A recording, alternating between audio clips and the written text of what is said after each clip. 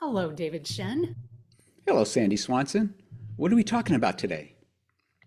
We are talking about building trust and safety with our clients. So, what exactly is trust and safety in the context of coaching conversations? What would you say? Well, I looked them up on Google, Of course, you did. and thank God for Google. Mm. So, from Oxford Languages, trust is the firm belief in reliability, truth, ability, or strength of someone or something. So, yeah, if we're to have an effective coaching relationship, then our clients must definitely trust us as coach professionals. They got to trust our knowledge, experience, that will get them to whatever goals they may have in a very effective way. They also have to trust our process and it'll work for them, so that they'll wholeheartedly participate in coaching, or else they're not going to get the full benefit. And also, they got to trust that we're going to keep them safe. So, what is safety? So, again, from Oxford Languages, it's the condition of being protected from or unlikely to cause danger, risk, or injury. So, yeah, the more safe they feel in a coaching relationship, in or out of session, the more they're going to open up and reveal the true nature, whatever's underneath. And hopefully that will get them better to something real and sustaining in whatever resolution they have. And if they're not going to feel safe, they're not going to trust. So, clients often come to us with varying levels of feeling safe. Where they come from might not feel very safe at all. So we got to watch for that. So it's worthwhile for us as coaches when we meet them to make them feel as safe as possible, to create that container that coaching and their session can really unfold. And also might be helpful if we could help them cultivate safety in their lives outside of session too. Mm. Yeah, safety seems really important as you're talking, and I'll speak to this a little bit further down the page, as we say. But yeah, we don't know what their life was like up till that point. And there might be trauma, big or little.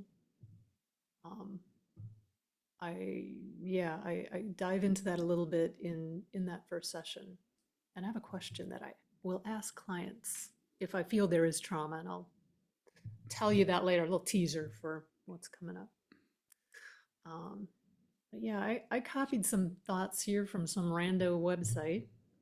I'd love to hear your thoughts. Just four points about trust in coaching conversations. First is enhances communication.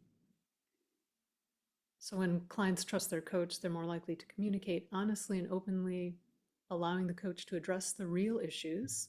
Agree. Would you agree? I'd agree. Absolutely, yeah. Then fosters authenticity. A safe environment encourages clients to be their authentic selves, which is essential for genuine growth. I like it. Hard to grow if you're not being your real self. You're growing as somebody else. I don't know. Yeah. Yeah, good question. How are we growing? Yeah. The next one is promotes accountability. So trustworthy relationships foster a sense of accountability as clients feel a responsibility towards their coach and the goals they set together. So, we've talked Yeah. about we've talked about accountability before, and I have an issue with that word. And yes, I have gotten coached on it, but this feels a responsibility towards their coach. I mean, I get accountability. It's nice to have someone to check in with to keep you on track, but I don't know. Are we pleasing the coach here? What do you think? Yeah, as you read that, I don't know where that came from. You said random website, but Forget it. um, probably best that we find a way that to help our clients feel accountable to themselves. And to me, if they trust the process, they're going to get really great results, and ultimately they're going to want to do those activities, do the practices, or change their lives, whatever it is, because they see real results. So if they trust that that's going to happen, then they're going to keep marching toward it on their own. Right. That would seem like accountability right there of themselves for themselves. Forget us. I mean, I know. What are we doing? Why are we here? What the heck? Let's go have a drink.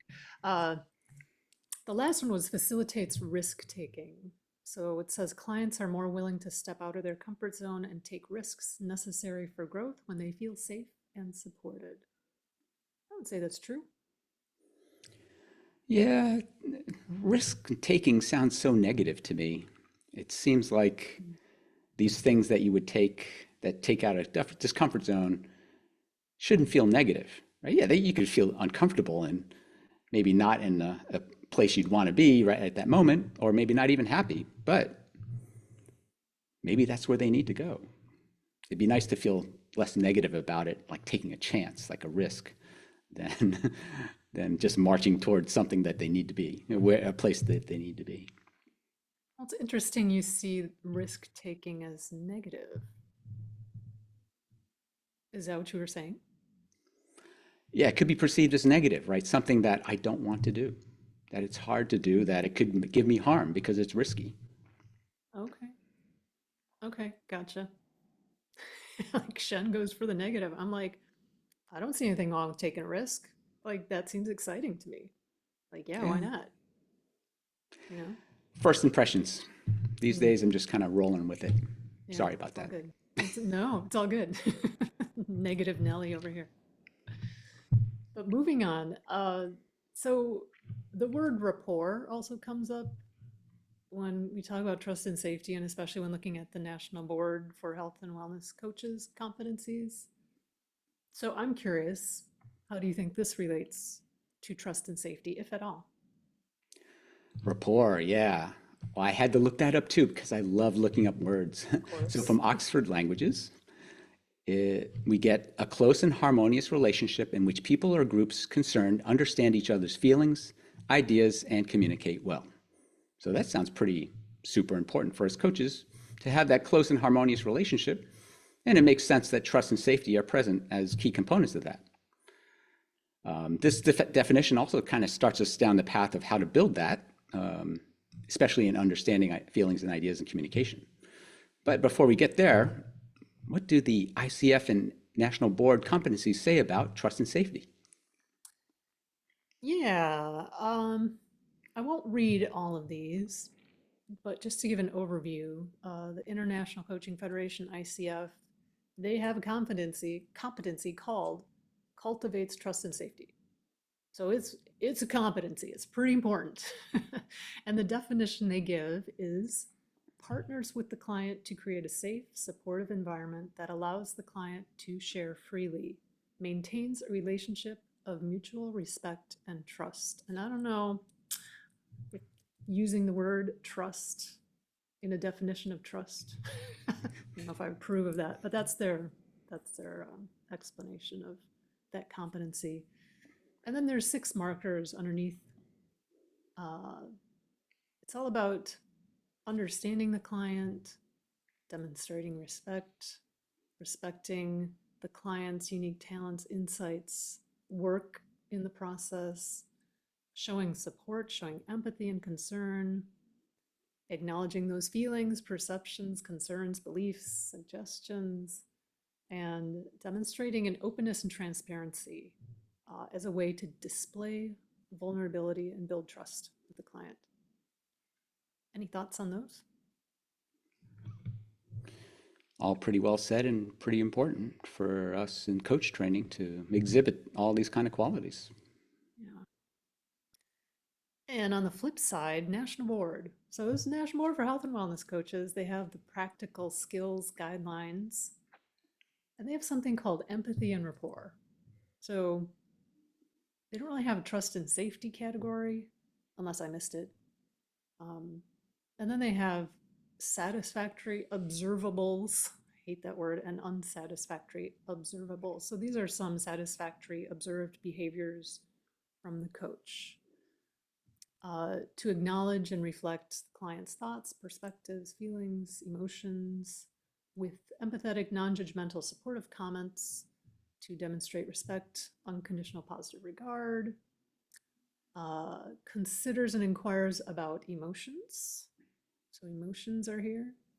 Offers reflective and affirming statements using client's language, matches those emotions and energy with a warm tone and voice. Stay attuned to the client's emotional state. There's a lot of emotions going on here.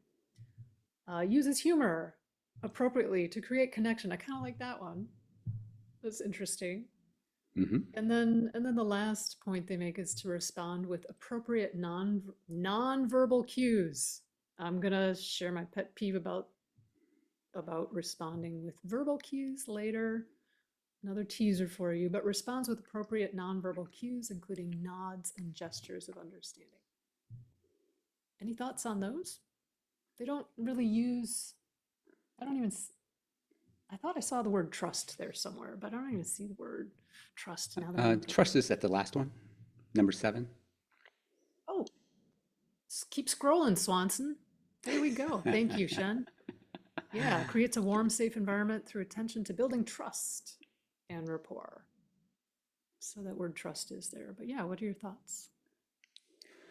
Let's see. First one is, and I may be wrong on this, but developmentally, these competencies were from an older set that the ICF had. Am I right on that? Am I I close? I think so. Both ICF and National Board have changed so much. So this is at least the second, if not third, iteration of the practical skills for National Board. Yeah, so it may reflect kind of a down rev or a past rev revision of like the more current thinking on coaching and all that. Mm, Maybe, I don't know. Uh, but also, to me, something like safety seems very important in today's world, like maybe more so than ever before. And that's not really talked about here in the national board.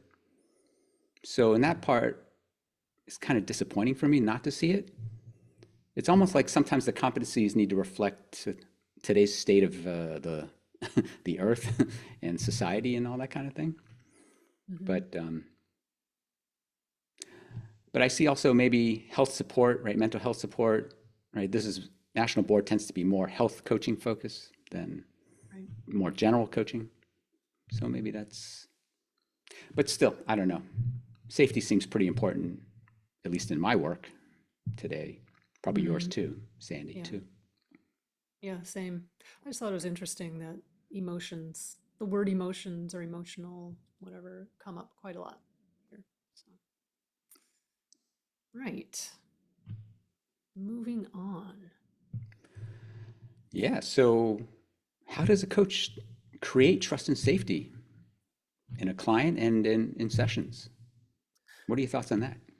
Yeah. Well, I divided this idea of trust and safety into three categories. So, when first meeting with a potential client, during coaching sessions, subsequent coaching sessions, and then in between sessions. And so, the one thing that kept coming up for me when you think about meeting with a potential client was honesty and just to be honest about everything. So, be clear about agreements, contracts. I always tell a client when I'm available, when I'm not available. Tell them what to expect in between sessions, replying to texts and emails if that's your thing. I talk about how long sessions are. I'm very clear, very honest, very open about all that stuff. I also discuss confidentiality and privacy in the first session. You and I both work for a couple of these big companies, so it's basically a third party paying for the coaching. So I stress that yes, I enter notes, when I'm talking, I enter notes into the platform after a session. However, the client's employer does not see those notes. So I'm very clear about that, and that sort of helps with that sense of safety. Um, I do take notes. I mentioned that, when you break eye contact, especially, I mean, on Zoom, I'm not staring into the camera, I'm like right now, but when you break eye contact, when you look away, that can kind of mess with a sense of safety. I'm really clear about what I do, what I don't do as a coach in that first session. It goes without saying, be on time, especially that first session. And I don't interrupt much in this first session. I let them talk. And that said, I've mentioned this before in, I forget which episode, but if they're verbal processors and they talk a lot, verbal processors meaning they think with their mouth. So they figure out what they're thinking and they process by speaking. But if they're chatty, I may ask if I can interrupt them in future sessions, just to be clear that I may do this. And I've never had a client who has said, nope, don't want that. They're all very much like, yes, that'd be great. So being clear about that too. Um, I'd also say that, you know, our goal as coaches, it's not to be liked by the client, it's to be honest and to say something if you see something. So we're not their friends. So again, coming back to honesty. And to my point of that teaser when we first started talking, if there is some past trauma that the client feels comfortable bringing up in that first session, if I sense that they may be uncomfortable, feeling unsafe, I will ask, what can I do to help cultivate a sense of safety for you in our sessions? Totally clear, direct, honest question. What can I do? And they might have something very specific. They might not have anything, but just, allowing that space for them to see that you are concerned with their safety can be helpful. Before I move on to number two, during sessions, any thoughts on that? That was a whole word salad. No, I love it. There's, yeah, all great stuff.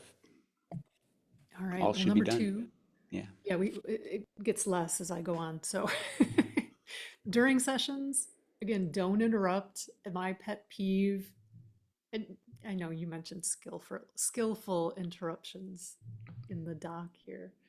And yes, skillful, I can't say that, skillful interruptions.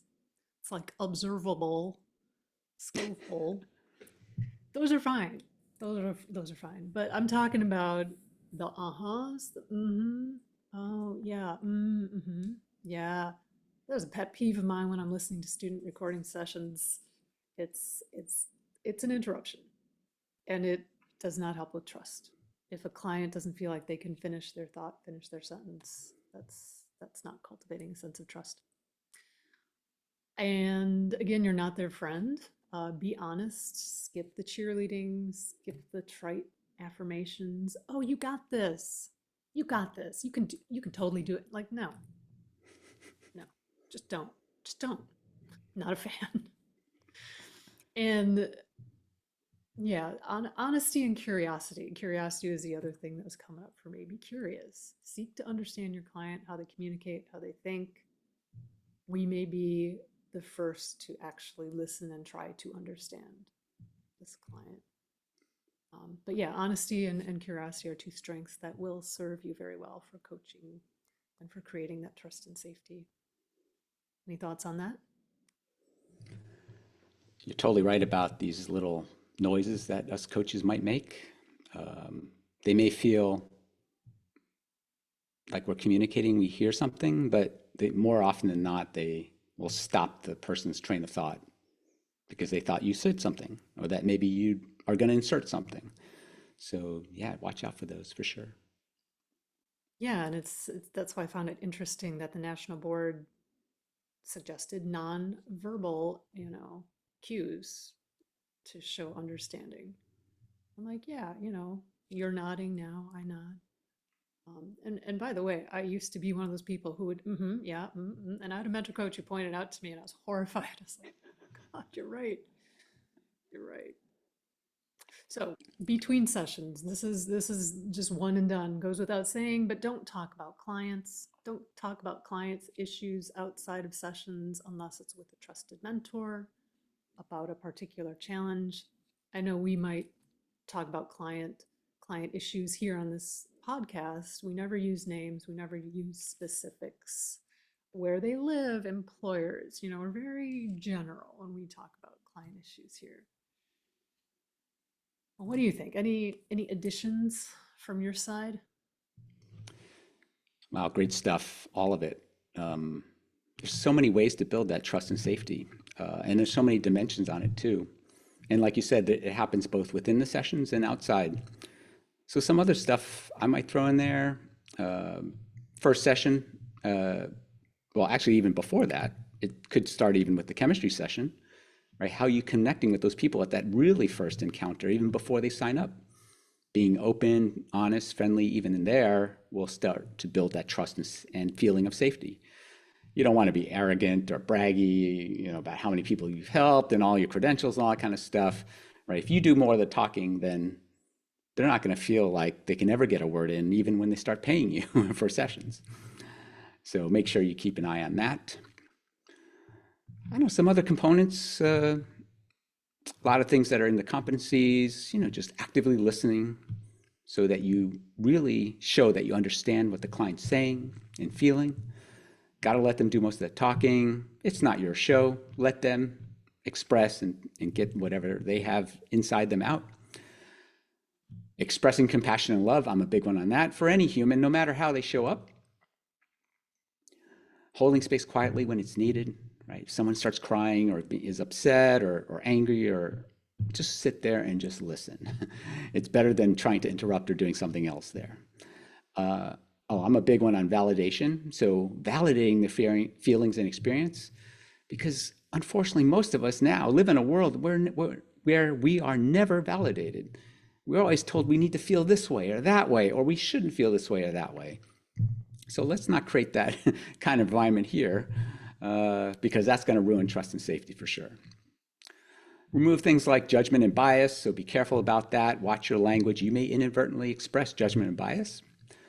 Vulnerability is a big topic these days, so yeah, allow it to happen with care in this session, within you and also with clients. Your physical presence, we talk about nonverbal. So yeah, your posture, you're not hunched over, or make sure you have eye contact, your facial expressions, don't have looks of disapproval when they talk about something like that. And I'm a big one What on the, about RBF? What if you have the resting bitch face? oh, well, maybe that's something Work you on need it, to, right? Yeah. you got to work on that, Sandy. Get a No, I'm coach. just Sorry, kidding. I interrupted, probably not very skillfully. Go ahead. So I'm a big fan of the energetic side of things, as some of you might know. So even what you're projecting, right, towards the client during that moment, you may not even be aware that your argument that you might have had with someone right before you walked in the session might be still with you, like in an aura around you, so to speak. Let's see, trust and safety can happen over time too. So maybe it doesn't happen fully at the first session, but if you do a good job and you keep building it, you may find that there's a slower tentative start to the relationship and the trust and safety around it. But if you keep paying attention to it, working on it at every opportunity that you have, then it's going to grow. So it's a lot like dating, right? The first date might be a little tentative, but after a while, you get closer and things get better. One thing I like to say, and I hate to say this because this may create some negative feelings in you, maybe feelings of performance anxiety and those kind of things, but the truth is, if you better help your clients get to where they want to go, you're going to build trust in your process and your skills and all that kind of thing. I don't want you guys to feel like, oh my God, I can't do it, or if I don't get it right now, it's going to suck, I suck, and all that kind of thing. But I do want to say, just keep building your coaching skills, have confidence in yourself, be okay if you make mistakes, and this will all happen naturally. Oh, and I also want to say, trust can be built before they even meet you. So yeah, it's behind the scope of this particular podcast to discuss things like messaging on your website and marketing materials, those kind of things. But certainly what you say, what you present there is going to start that trust and safety process even before they even start talking to you. So Yeah. it's just something to consider. Um, Also, things like positive word of mouth, right? Other clients saying good things about you, whether it's in testimonial or they're telling a friend that they should work with you. All those things will be building trust and safety in their minds. So, Sandy, you help new coaches regularly. What do you see happening with those new to the craft? Well, I review a lot of student sessions, new coaches just starting their coaching careers. And I whittled it down to 5 things. So the first is interruptions. I won't get on my soapbox about that. Mm-hmm. But Uh-huh. and I think we talked about this before, knowing your clients tell, like when they're done speaking and thinking. So like if they're still looking up, but they've stopped talking, like I'm still thinking. So get to know your clients' habits, speaking habits, thinking habits. I see this next one a lot in the recovery space or health coaching space where habit change is the goal. I see a lot of coaches, new coaches, give advice. They might mother them, they might tell them what to do. And, it's coming from a good place, but we try not to do that as coaches. And again, I gave I gave a whole bunch of advice when I first started out as a coach. And looking back, I'm kind of very uneasy about that time in my coaching career. But I invite you to see your client as an equal, as an equal partner. And trust, it goes both ways. So trust them that they know what they're saying, thinking, feeling. Trust that they know what's best for them. If you do have advice to offer, ask, may I offer something here? They can always say no. They never do, but just ask. And then as we've talked about in previous episodes, ask for their thoughts, their feelings. And then they can just say, nope, not for me. And then you move on. So yeah, the next one is that I see new coaches skipping over the deep, juicy stuff or minimizing sensitive topics or emotions. And you sort of mentioned this earlier, like hot tip.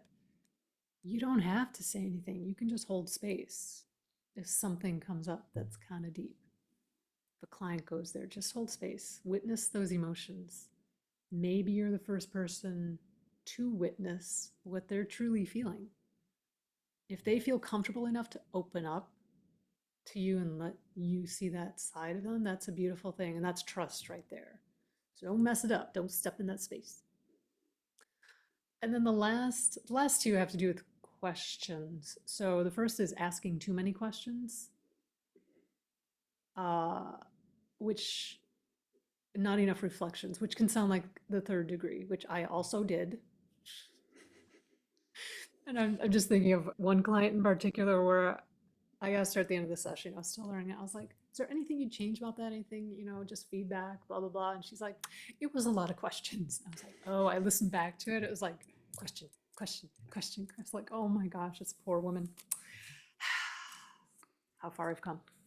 But it doesn't promote a feeling of safety because it puts the client on edge and waiting for the next question, then the next, and it doesn't give them space to relax. Just a simple reflection does that. And I know we talk about asking, what do you think, a lot, but you don't always have to ask that. You can just offer a simple reflection. Like, it sounds like you're really done with your current job. Just to ask, what do you think? I mean, yeah, they know they're done. So just hold that space. And along those same lines, and this is a little more subtle, it's asking direct questions too harshly. I see students, maybe they're trying to get within a certain time frame, so they're just boom, boom, boom, asking the questions like the third degree, but then they can come off a little harsh too. And this is where using the client's language can come in handy, tying in the client's topic, very helpful. So instead of, well, what could you do? Maybe instead you ask, so when you think about leaving your current job, what are some possible steps for you moving forward?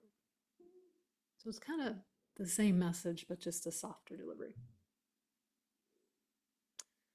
So, Dave, question for you.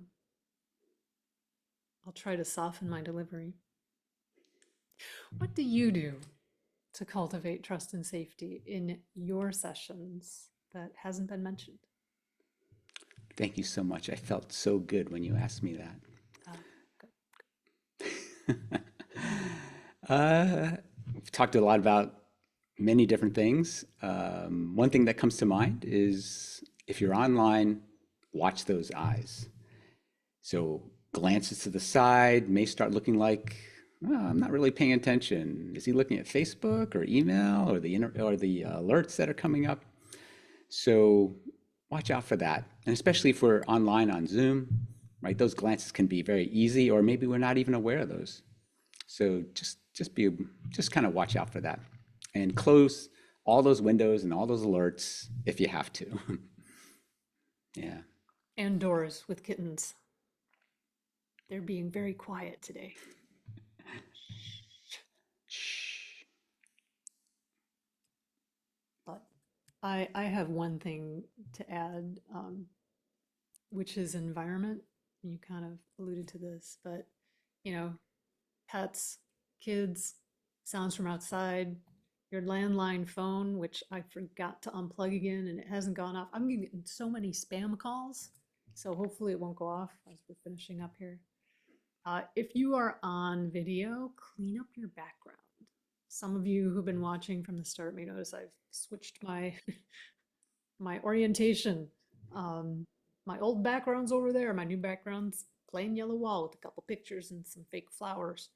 Uh, Dave, I know you have a green screen and you have a very clean background. I will say, um, if you don't have a green screen, be careful of the fake backgrounds because they can look blurry and weird. And it, for me, it degrades trust. And that may be a stretch, but that's how I feel. And that's a pet peeve. I'm like, what are they hiding? Even the feature where you can blur the background, it just it visually it just doesn't sit well with me. And I'm like, what are they hiding? And one thing I'm hiding now is all the liquor bottles that were behind me. And I put books on my piano to hide those because I work with people in recovery now and then, and somebody pointed it out. I was like, oh, that's not a safe space. That's not good. Um, but yeah, what are your thoughts on the green screen? Am I overreacting? Be honest No, with you're not. Um, it's so funny to have the blur background, and then you can see sort of the person's head is kind of not shaped, correctly. me. Yeah, And a lot of that has to do with even technology. I have a really high-end video camera, which helps with some of that. But if someone has an older computer, then you can kind of see they're just a blob. It's kind of a weird cutout, right? One of the things that I've seen that is really bizarre is this, they blur their background, and then I see a form move behind. And I'm like, where are you sitting? Are you sitting in a coffee shop or in the it's a kitchen, where, poltergeist. where your kids are running It's a around? ghost. Like, yeah, it's like, are we going to have a good session here? Kind of thing. And sometimes I've asked, like, hey, you're sitting in a coffee shop. You okay with having this session? Because we're going to get into it or whatever. So, yeah, just keep in mind all this stuff, blue screen, green screen or not, environment, wherever you are. It's really, really important, especially for us that we can control on the coaching side. Can't always control what happens on the client side, but if you know it's happening over there, you might want to also be aware of, like, well, I don't think they're going to be fully in their trust and safety mode for this particular session because they're sitting with a bunch of people, around them too. Right. Yeah. Here's one final thought on the green screen. I know a couple coaching companies, they'll offer backgrounds to their coaches that have their company on them. So it's like blah blah blah coaching. Um, or some coaches will have their website or their logo or this or that. Also pet peeve because I think it distracts from the coaching and the relationship. What are your thoughts on those kinds of backgrounds? Well, let's see. In the old days, before Zoom, you'd have to meet with somebody or they would come over to your office. Now imagine an office that had a big painted logo of yourself, right, in the and just on one of the walls. I mean, how would that person feel? how would you feel, right, to walk into an office like that, a doctor's office or a dentist, and like, right? Like, so yeah, it's the same thing, right? Only it's in a virtual space. So yeah, uh, some other work that we might want to do, like say if you're in a energetic space, right? You want to make sure that the environment is cultivating that sense of calmness and serenity and all that kind of thing. So yeah, use your environment to enhance that trust and safety. Don't forget about it, even if it's virtual, because it can have a great effect. Yeah, yeah, well said. Well, we're kind of wrapping up. Any final thoughts about this topic of trust and safety? Not from my side. What about you, Sandy? Any final thoughts from you? I would just say to remember to listen to your clients, allow for lots of space, don't interrupt, and be honest. And I would like to leave with a quote from Stephen Covey. And he says, when your clients believe that you'll tell them the truth, trust can develop and positive outcomes can happen more quickly due to the catalyzing impact of the speed of trust. And that's from his book, The Speed of Trust. Love it. We'll leave some resources in the show notes as always. And where can people find you, Sandy? People can find me at swansoncoaching.com. What about you, Dave? CoachDshen.com. Awesome. Good to see you. Thanks for cultivating this space with lots of trust and safety. I felt very safe today. And me as well. Thank you so much, Sandy. All right. See you next time. Bye, Bye, everyone. everyone.